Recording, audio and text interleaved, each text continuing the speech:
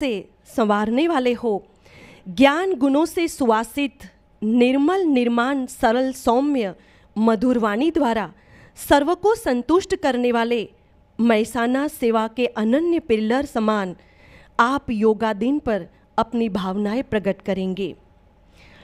संतुष्टता का पर्याय हो आप, धरती सा धैर्य हो आप, स्वयं कर्म करके सीख देने वाले आदर्श हो आप, सृष्टि के इस अंतिम चरण में ज्ञानयुक्त परामर्श हो आप, ज्ञानयुक्त परामर्श हो आप।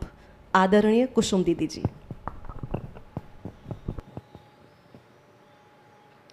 ओम शांति। विश्व कल्याणकारी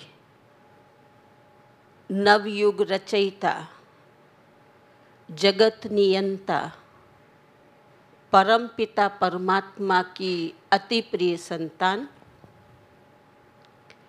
योग दिवस के मंच पर उपस्थित परम श्रद्धे, परम वंदनीय, तपस्विनी, आदरणीय राज्ययोगिनी, ग्राम विकास प्रभाग की अध्यक्षा सरला दीदी जी, विशेष कार्यक्रम के निमित्त आमंत्रित हमारे स्टेज ऊपर विराजमान सर्व महानुभाव, सभा में उपस्थित आए हुए सभी विशेष बीके भाई बहन, आमंत्रित भाई बहन।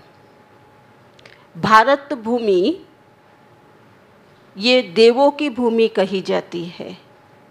भारत भूमि ऋषियों, तपस्वियों और मुनियों की भूमि कही जाती है। भारतीय संस्कृति योग की विरासत है। यहाँ ध्रुव, नचिकेता, वाल्मीकि जैसे महान तपस्वियों ने तपस्या की है और जिनकी तपस्या की ख्याति सारे विश्व के कोने कोने में प्रख्यात है। और इसी ख्याति से आकर्षित होकर आज भी अगर देखा जाए तो कितने विदेशी पर्यटक विशेष भारत का प्राचीन राजयोग सीखने के लिए भारत में आते हैं। लेकिन शनै शनै जैसे समय पास होता गया, योग का स्थान आज हठ योग, प्राणायाम, शारीरिक क्रियाओं ने ले लिया। इसमें कोई संदेह नहीं कि शारीरिक क्रियाएं या प्राणायाम ये हमें स्वास्थ्य लाभ अवश्य प्राप्त कराते हैं। यह हमारी शारीरिक फिटनेस के लिए तो आवश्यक ज़रूरी है, लेकिन जीवन हमारा मूल्यों से सुसज्जित, जीवन में सुख, शांति, पवित्रता और संबंधों में सुमधुरता, व्यवहार में शुद्धता आए, उसके लिए हमें इससे उठकर किसी विशेष प्रकार के योग की आवश्यकता पड़ती है। और वो जो विशेष योग है, वो विशेष योग की विधि क्या है या वो योग क्या है? क्योंकि दैनिक व्यवहारिक दिनचर्या के अंदर देखा जाए तो व्यक्ति का व्यक्ति के साथ योग, व्यक्ति का उसके कार्य क्षेत्र में कार्य के साथ योग, व्यक्ति घर से निकलता है तो उसका योग उसके ऑफिस, उसके कार्य क्षेत्र, उसके कार्य के साथ में ऑटोमेटिक जुड़ जाता है। वो तो हमारी दैनिक दिनचर्या के अंदर होता ही है।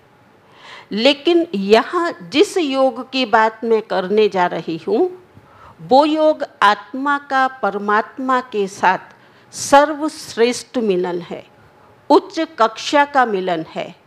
और जिस योग के अंदर सारे ही विश्व के सारे ही योगों का समावेश हो जाता है।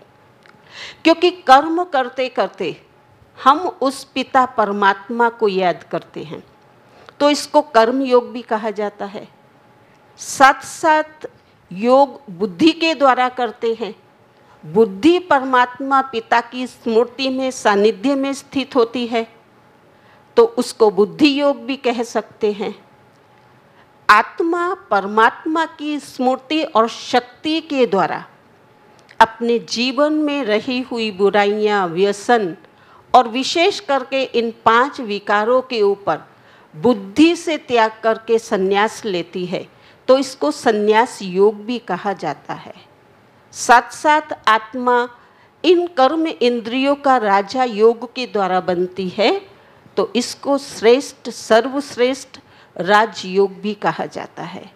तो राजयोग, राजयुक्त योग, जिसके अंदर दो परम विश्व की सर्वश्रेष्ठ सत्ताओं का मिलन होता है। तो पहले किसको योग करना है, किसके साथ योग करना है, उन दो महान शक्तियों को पहचानना अति आवश्यक है। आत्मा परमात्मा को याद करती है तो सर्वप्रथम आत्मा की नॉलेज कहो या उसका ज्ञान कहो वो होना आवश्यक है।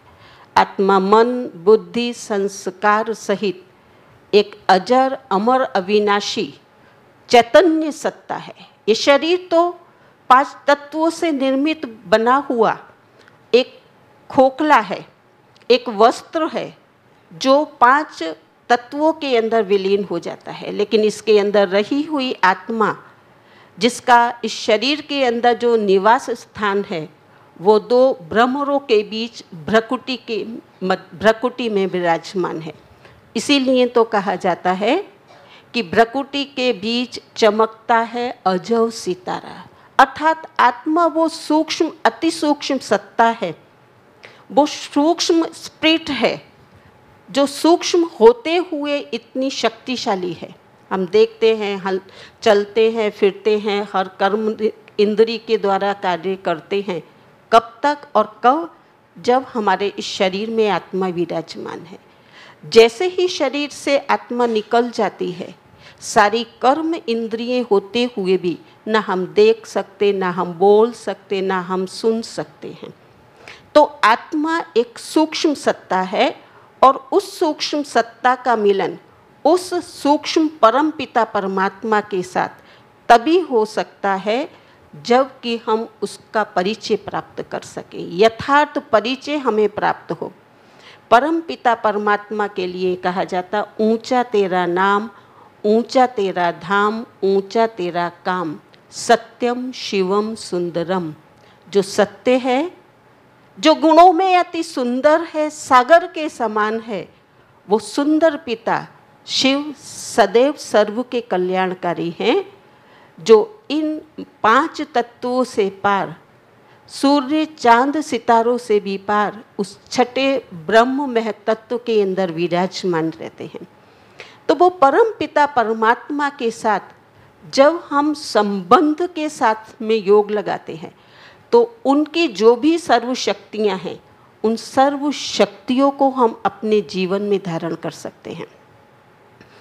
क्योंकि परमात्मा शक्ति का पुंज है और उस पुंज से हमें शक्ति तभी प्राप्त होगी जैसे कि एक लाइट का वायर होता है, उस वायर के ऊपर से जो रबर होती है, उस रबर को हटा करके जब हम कनेक्शन जोड़ते हैं तो हमें प्रकाश मिलता है। इसी प्रकार से देह रूपी आवरण को हटा करके स्वयं को आत्मा निश्चय करें और आत्मा निश्चय करके जब हम उस पिता परमात्मा को याद करते हैं तब ही हम उसकी शक्तियों को प्राप्त कर सकते हैं।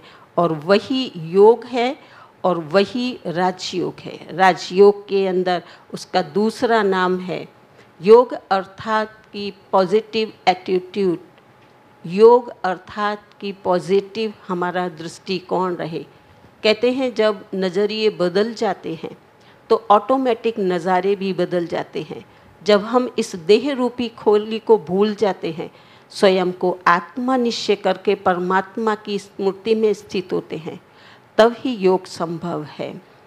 तो परमात्मा के साथ में सर्वश्रेष्ठ प्रेम का होना अति आवश्यक है। हम दिल से उस परमात्मा पिता को प्रेम से याद करें तो उसकी हम अनुभूति कर सकते हैं।